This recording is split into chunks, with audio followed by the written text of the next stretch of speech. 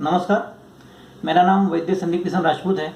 मैं आज आपको वेगावरोध का आयुर्वेदिक महत्व क्या है वो मैं आज आपको बताने वाला हूँ। उससे पहले जो वेगावरोध है वो चरक सूत्रस्थान 7वें अध्याय में और वाग्भट सूत्रस्थान 4थे अध्याय में वो एक्सप्लेन किया है, जहाँ पे उससे पहले उन्होंने दिनचर्या और ऋतुचर्या ये 2 अध्याय एक्सप्लेन किए हैं, जो कि स्वास्थ्य चतुष्पाद के अनुसार उन्होंने स्वास्थ्य के बारे में बताया है। उसके बाद मलमूत्र के बारे में को उन्होंने वेगावरोध का एक्सप्लेन किया है। लेकिन ये वेगावरोध अगर उसका हेतु अगर हम देखेंगे तो पहले के 2 अध्याय ये स्वास्थ्य के बारे में एक्सप्लेन किए हैं और वेगावरोध ये डिसीज ओरिएंटेड वो वेगावरोध है। तो उसका और हमारे हर डिसीज में उसका क्या इम्पैक्ट है, उसमें कौन कौन से दोष वो इन्वॉल्व है। तो वेग अवरोध, वेग मीन्स गति, वा गति गंधर्वयो, मतलब इसमें वायु का ही दोष इसमें इन्वॉल्व है और वायु ही उसमें दूषित होने वाली है। तो ये हम समझेंगे कि सब दोषों का प्रणेता नियतता ये वायु ही है। तो कौन से वेगावरोध में कौन सा वायु उसमें हैम्पर होता है वो पहले हम जान लेते हैं। तो वाग्भट ने 13 ही वेगावरोध बताए हैं, चरक ने भी 13 ही वेगावरोध बताए, लेकिन वाग्भट ने उन्होंने कास एक्सप्लेन किया है, चरक ने उद्गार एक्सप्लेन किया है। तो ये दोनों का अगर हम देखेंगे तो हमारे लिए 14 वेगावरोध ही, अगर दोनों को क्लम करेंगे तो 14 वेगावरोध के बारे में हम कॉन्सेंट्रेट करेंगे। तो हर एक में कौन कौन सा उसमें इम्पैक्ट है वो मैं आपको बताने वाला हूँ। उसका हमारे क्लिनिकल अप्रोच से क्या महत्व है ये एंडिंग तक वीडियो देखो, आपको समझ में आएगा क्या इम्पोर्टेंट है। तो अगर हम देखेंगे तो अपान वायु का जो वेगावरोध करेंगे तो अपान वायु का वेगावरोध करेंगे तो अपान वायु मतलब वायु का अगर वेगावरोध करेंगे अपान वायु के तो अपान वायु की वृद्धि होती है, बिकॉज उसका अनुलोमन गति उसकी नेचर है, उसका अनुलोमन अगर उसको हम रोकेंगे तो वो अपान वायु की स्वस्थान में उसकी वृद्धि होगी। सेम मल का अगर पुरुष मल का अगर हम वेगावरोध करेंगे तो सेम अपान वायु की स्वस्थान में वृद्धि होगी, मतलब दूषित हो सकता है। उसके बाद में मल मूत्र और रेत सेम फिनोमिना है, यहाँ पे अपान वायु की वृद्धि होती है स्वस्थान में। और जुम्भा, कास और छर्दी ये जो वेगावरोध है उसमें उदान वायु की वेगावरोध होता है। इन वेगावरोध से उदान वायु की वृद्धि होती है।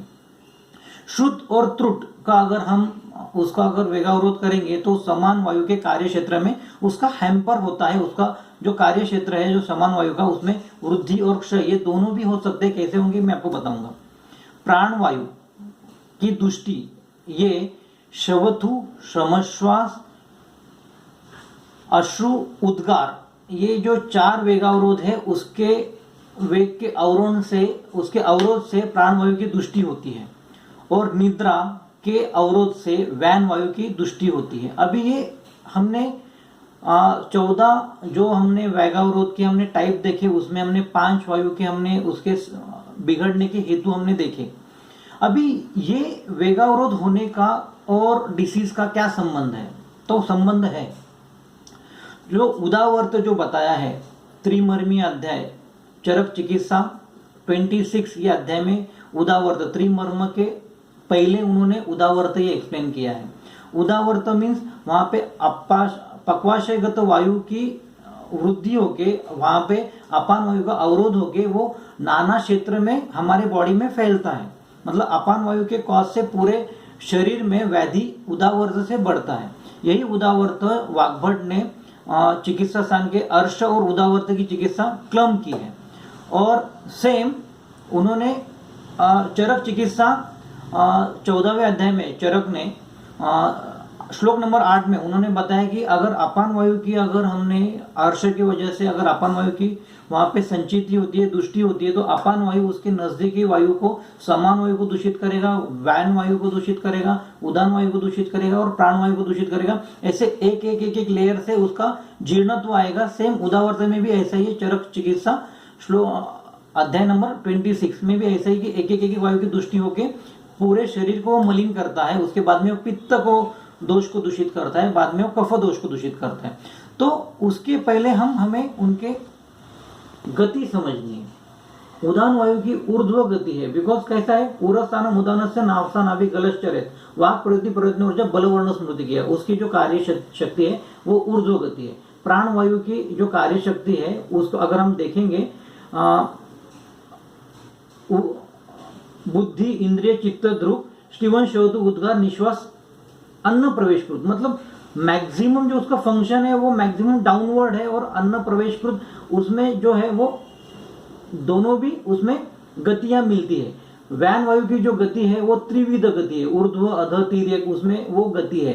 समान वायु की अगर हम देखेंगे तो उसकी ऊर्ध्व गति है, लेकिन सम उसका, और अपान वायु का सहचर्य होने की वजह से सम उसकी जो समान वायु की जो गति है वो थोड़ी सी नीचे भी है, लेकिन उसका जो डोमिनेटिंग नेचर है नीचे वाला वो बहुत कम है, अपवर्ड डायरेक्शन उसका ज्यादा है, जस्ट लाइक प्राण वायु की वाइस वर्सा है। और अपान वायु का जो गति है वो टोटली डाउनवर्ड है, मतलब देखा जाए तो इट्स इक्विलिब्रियम स्टेट। हमारे शरीर में ये इक्विलिब्रियम स्टेट में रहना चाहिए, ये वायु की 5 गतियां ये ऐसे रहना चाहिए। और इसका और चिकित्सा में क्या संबंध है? इसका और चिकित्सा में संबंध ये है, अगर हम देखेंगे तो उदान वायु को ऊर्ध्व दिशा से, मतलब वमन से उसको बाहर निकालना है, अपान वायु को उसको अनुलोमन देके उसको बाहर निकालना है, और हमें व्यान वायु को तिर्यक मतलब रक्तमोक्षण से ही हमें उसको बाहर निकालना है, और समान वायु की संधिक्षण मतलब दीपन पाचन हमें उसकी चिकित्सा करनी है, और प्राण वायु को संरक्षण मतलब हमें वहां पे संशमन चिकित्सा करनी है। तो ये उसका सिंपली मोड ऑफ एक्शन और सिंपली ट्रीटमेंट हो गया। तो इस गति से अगर हम वायु को देखेंगे, उसका मैकेनिज्म समझेंगे कि कौन बिगड़ रहा है, किसके लिए बिगड़ रहा है, किसकी वजह से बिगड़ रहा है, तो मैं आपको सिंपल सी बताऊंगा। अगर अपान वायु बिगड़ रहा है तो उसके नजदीकी वायु को वो दूषित करेगा, अपान समान वायु को दूषित करेगा, और समान वायु उदान वायु को दूषित करेगा, उदान वायु प्राण वायु को दूषित करेगा। ये वाइस वर्सा उनका जो गति के हिसाब से वो अपना काम करते हैं।